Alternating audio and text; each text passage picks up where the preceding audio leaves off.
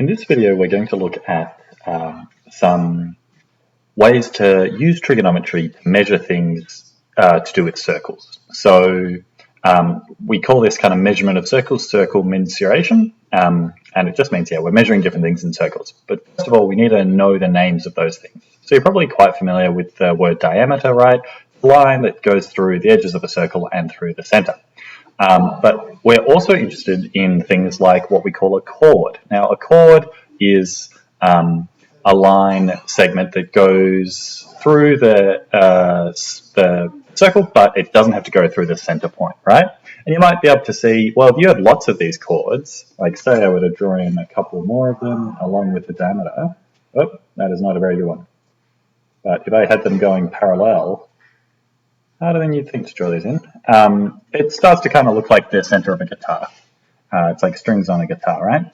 Anyway, funnily enough, when you split up a circle with a chord, you get two segments. The bigger one is the major segment, the small one is the minor segment. And if when you peel an orange and you get the bits out of that, they're called segments too. And this minor segment kind of looks like a segment of an orange. Now, some more terminology we need is, so if you have 2 points on your circle, well, if we were to go all the way around our circle, we have the circumference, but just between these points, we have what are called arcs.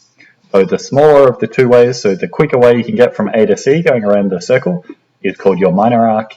The longer way is called the major arc. The bigger one, pretty reasonable, right? Furthermore, we also get what we call sectors. So the minor sector, reasonably enough, is the smaller of the two, so the one that kind of looks like a pizza slice, and the bigger one is the major sector. Okay, now if we want to get some equations for these, all we've got to do is think about the fact that, well, if I want to think about how much of this arc is of the circumference of the circle, well, if I know this angle in degrees, it's just, well, the fraction of that arc compared to the circumference is theta on 360. So I've got that fraction of how much it takes up, I just times it by the circumference, by r, and I get a bit of cancelling to end up with pi r theta all over 180. Now, if you remember your radian stuff well, you might realize if I have an angle theta in degrees and I times it by pi on 180, I get my angle in radians. Now, all I'd have to do to make that the equation for the arc length L is I'd times it by r, and I've got angle in radians times r is my equation for an arc length, provided I'm using radians. And if we just look on this next slide, it is as simple as that. L is equal to r theta. This demonstrates to us how when we base our angles on the circle like we do with radians, we get nicer maths, we get simpler equations. The next thing we want to look at is the idea of chord length. So if I want to know the distance between A and B here, the shortest distance I could go, well, I could just do a bit of trigonometry. Currently, I haven't got a right angle triangle, and they are helpful, so I'm going to split that there. I get a right angle over there, and this angle I'm splitting exactly in half. So theta on 2 to make that perpendicular, yeah? So there we go, theta on 2. And so I can see that sine of theta on 2 is going to give me, well, the opposite is AB on 2, AB divided by 2, all over the hypotenuse, which is r. So this is a bit messy, so I'm going to just write it a bit more neatly. So I've got AB on 2 divided by r, right? Just kind of expanding that out into something a bit more logical. So that's AB on 2, maybe you kind of stay, change, flip.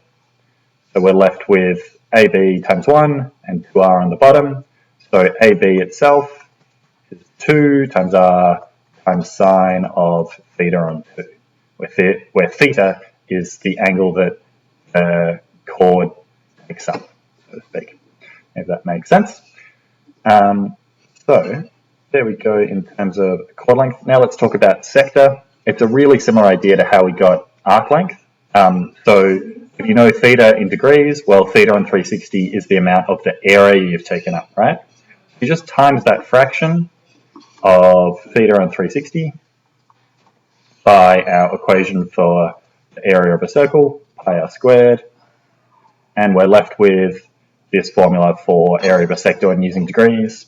And again, we just do that little conversion, get rid of that factor of pi times 180, end up with this nicer area of a sector formula when we're using radians.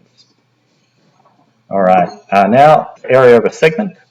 This one's a bit more complicated still. What we need is the area of that sector, right? So you can see that in the first term here.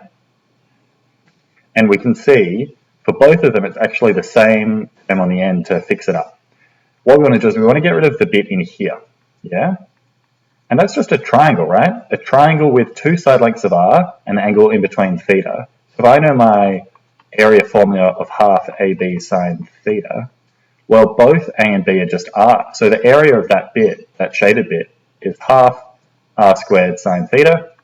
So we just take our sector formula and we take that little bit off. So we're left with just the kind of blue shaded bit there. And that